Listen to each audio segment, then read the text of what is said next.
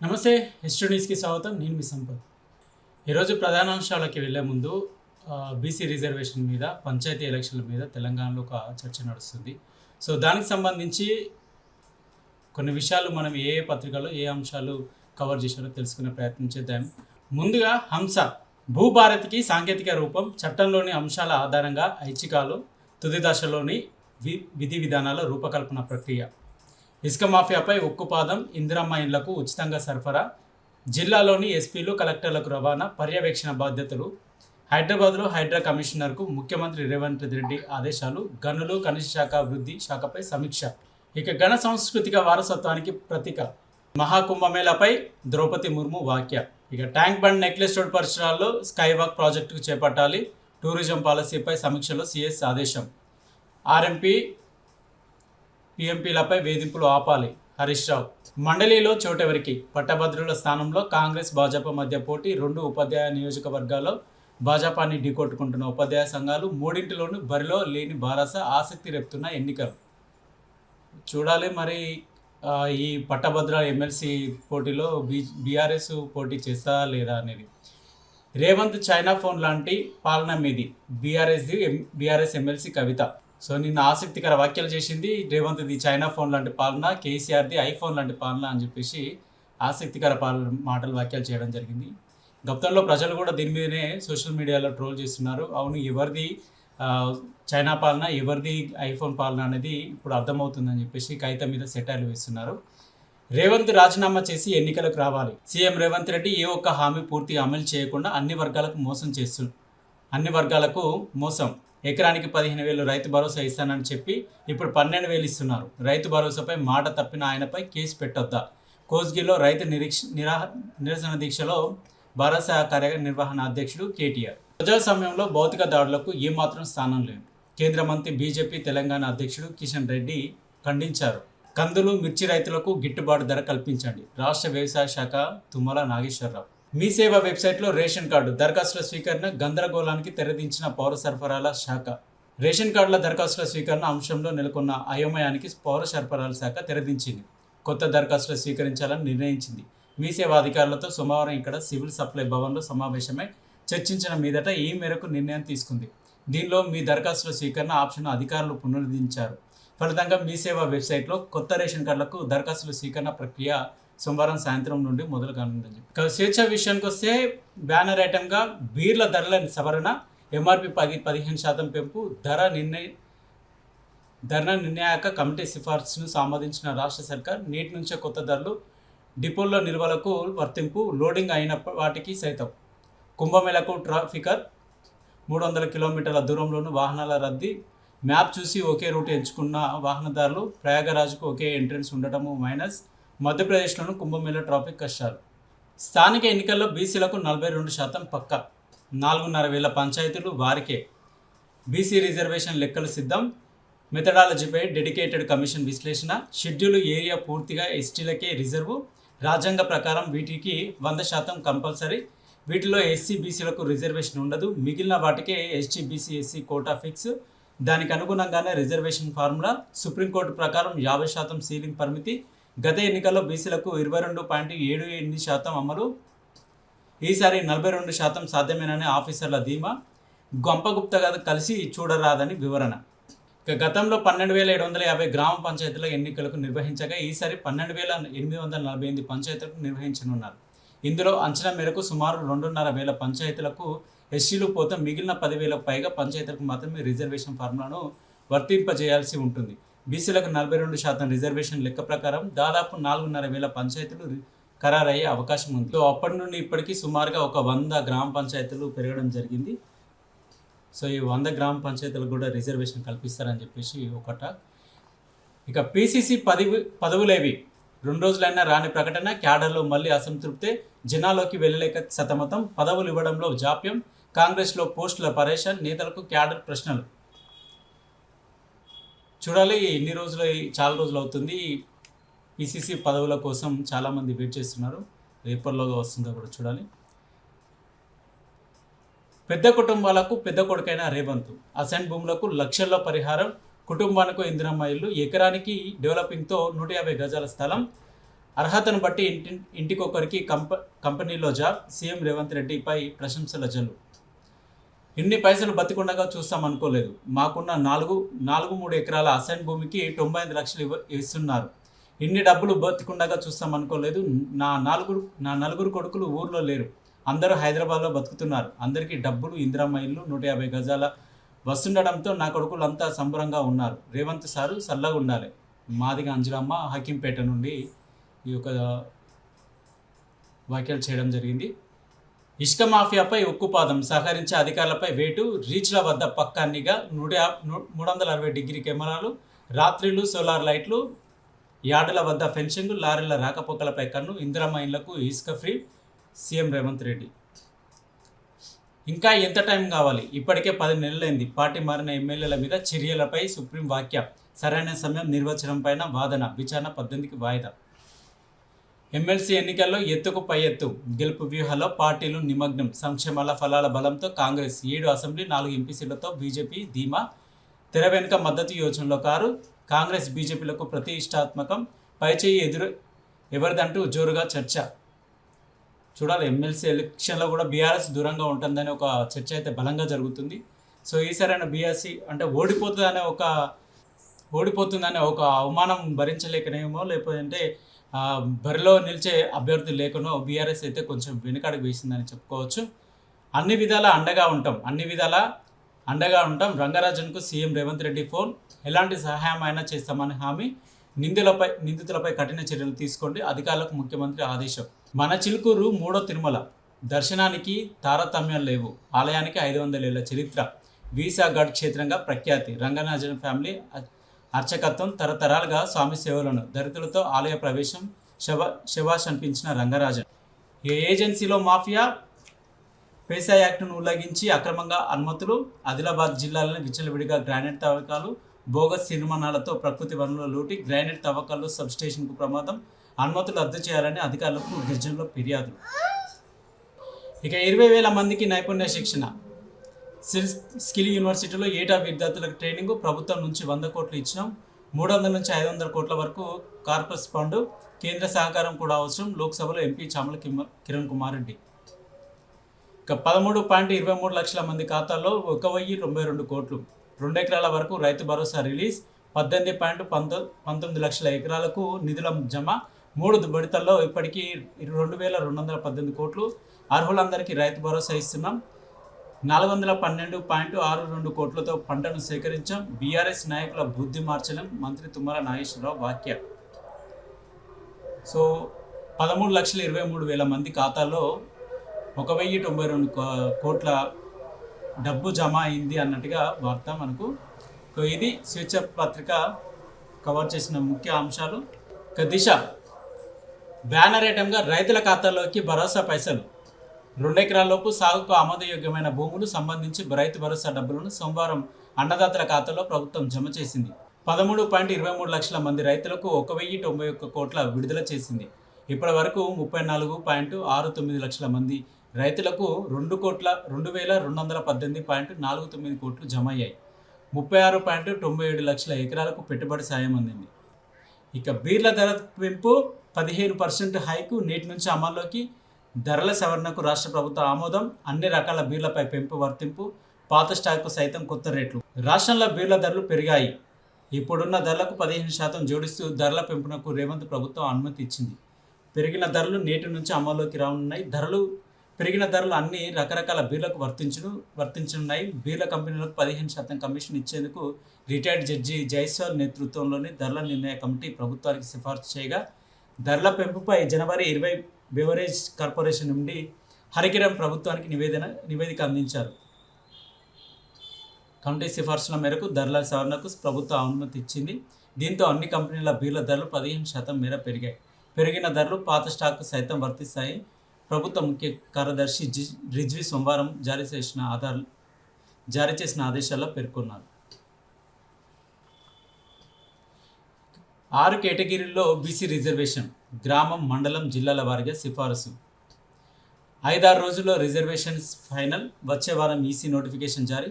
సీట్ల కేటాయింపుపై పంచాయతీరాజ్ శాఖ కసరత్తు. 50% మించకుండానే రిజర్వేషన్లు.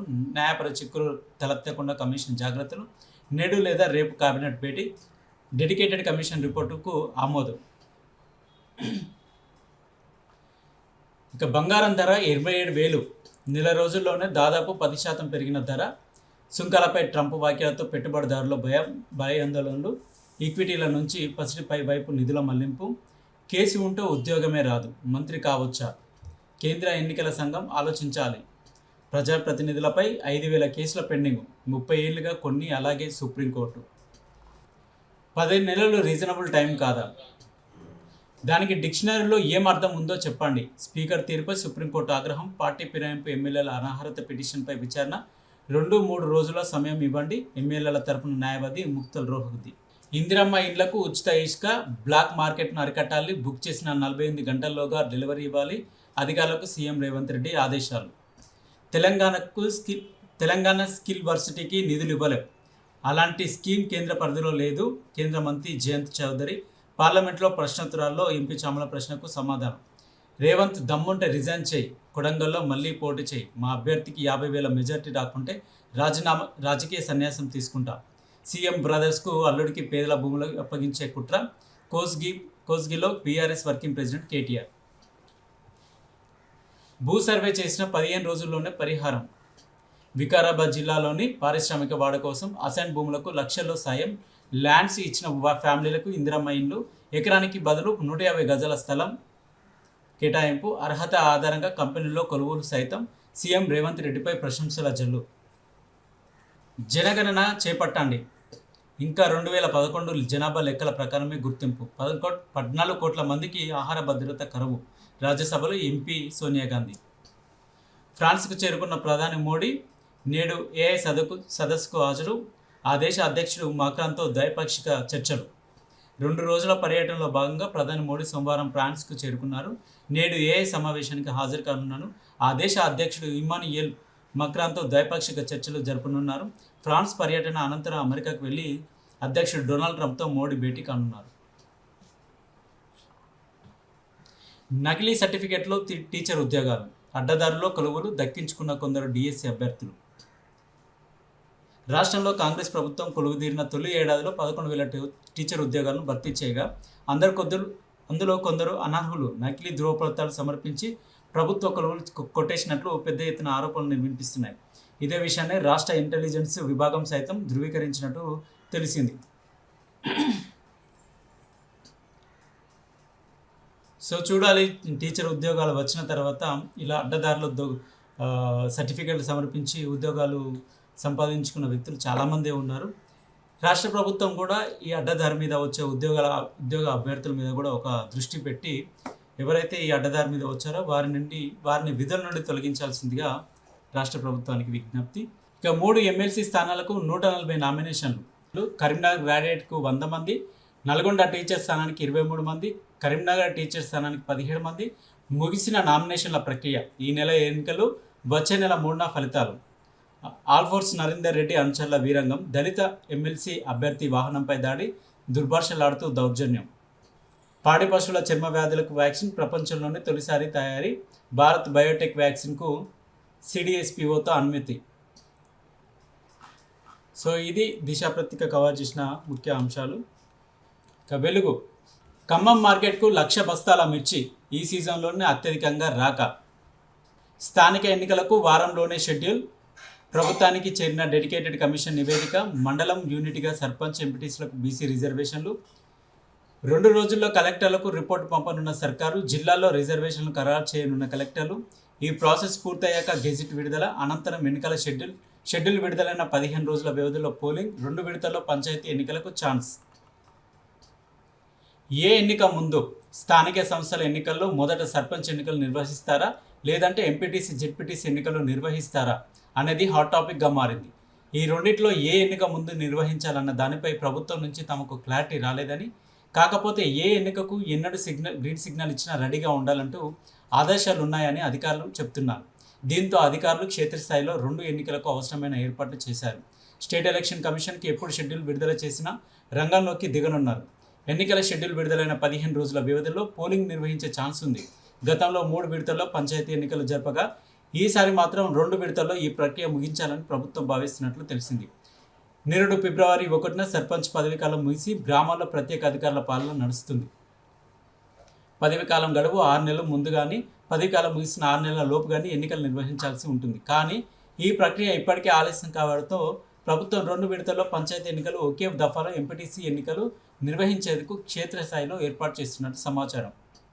చూడాలి, రిజర్వేషన్ల ప్రక్రియ కనుక ఒక కొలిక్కి వచ్చిందంటే పంచాయతీ ఎన్నికలు ఎంపీటీసీ జెడ్పీటీసీ ఎన్నికలు కూడా ముందుగానే తొందరనే అయిపోయే విధంగా రాష్ట్ర ప్రభుత్వం చేస్తుందని సమాచారం ఉంది.